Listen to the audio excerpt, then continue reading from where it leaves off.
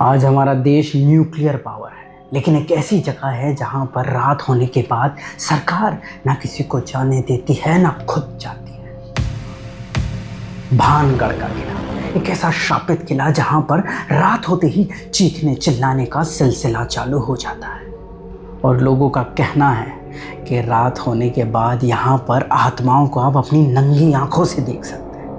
इसी कारण से सरकार ने रात को वहाँ जाने पर रोक लगा रखी है और यहाँ तक कि ये किला एक ऐसा किला है जहाँ पर आज तक पुरातत्व विभाग अपना ऑफिस नहीं बना पाया। सालों पहले की बात है, भानगढ़ की राजकुमारी रत्नावती जो महज 18 साल की थी, एक दिन अपनी सहेलियों के साथ भानगढ़ के बाजार में जाती है। तभी वहाँ एक काला जादू करने वाले व्यक्ति सिधिया सेवड़ा की निगाह राजकुमारी की खूबसूरती पर पड़ जाती है और तब से वो सिधिया सेवड़ा राजकुमारी को पाने की सोच अपने मन में बना लेता है। जैसे ही राजकुमारी एक इत्र की दुकान पर जाती है और इत्र को इस्तेमाल करती है, तभी सिधिया सेवड़ा भी चुपके से उस इत्र की दुकान में घुस जाता है और जो इत्र राजकुमारी पसंद करती है उस इत्र में काला जादू कर देता है।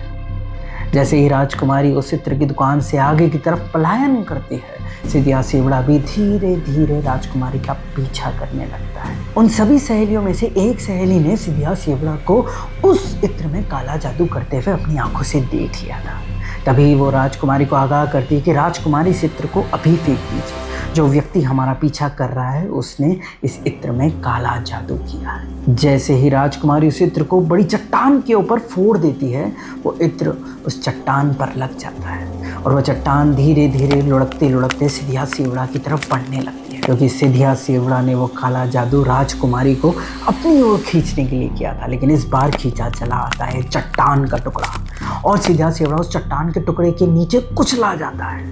लेकिन मरते मरते सिधिया सेवड़ा भानगढ़ के किले को शाप दे देता है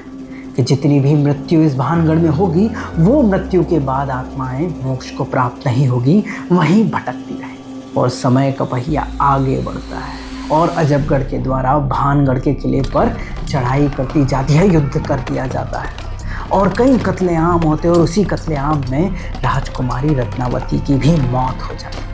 और तब से आज तक उस भानगढ़ के किले में चीखने चिल्लाने की आवाज़ें आती हैं और सिलसिला आज तक जारी है। और जब से ये चीखने चिल्लाने का सिलसिला, ये भूतों के प्रमाण सामने आए, तब से भानगढ़ के आसपास की बस्तियां अपने आप खाली हो गई, उजाड़ बंजर हो गई और तब से आज तक भानगढ़ का किला हमारे देश का सबसे बड़ा भूतहा